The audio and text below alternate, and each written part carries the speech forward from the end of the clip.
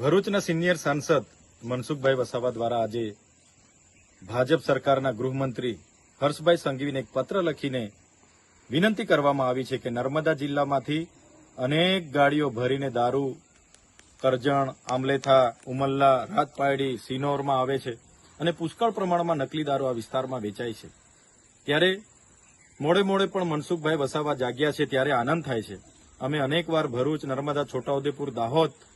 દારૂની ગાડીના પેટ્રોલિંગ કરતા પોલીસ અધિકારીઓના વિડીયો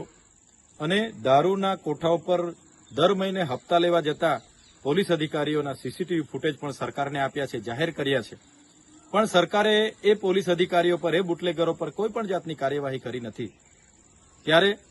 મનસુખભાઈ વસાવાનું કહેવું એવું છે કે કેટલાક રાજકીય નેતાઓ, બુટલેગરો અને પોલીસ અધિકારીઓ બધા સાથે મળીને આ પ્રકારની આખી પ્રવૃત્તિ ચલાવે છે। ત્યારે પહેલા તો મનસુખભાઈ એ રાજકીય નેતાઓના નામ એમની પાસે હોય તો જાહેર કરે,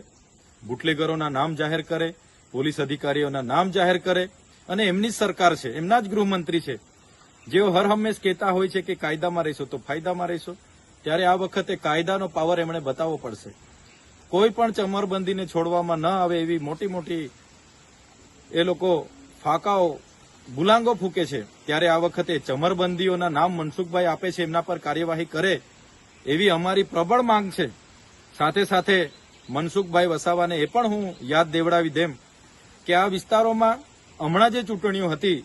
એમાં ભાજપના નેતાઓ દ્વારા બુટલેગરોને અમે તમને કહેવામાં આવ્યું કે ખુલ્લામાં તમે ધંધો કરજો, અમે તમને ધંધો કરવા દઈશું, પણ અમારા ઉમેદવારને જીતાડજો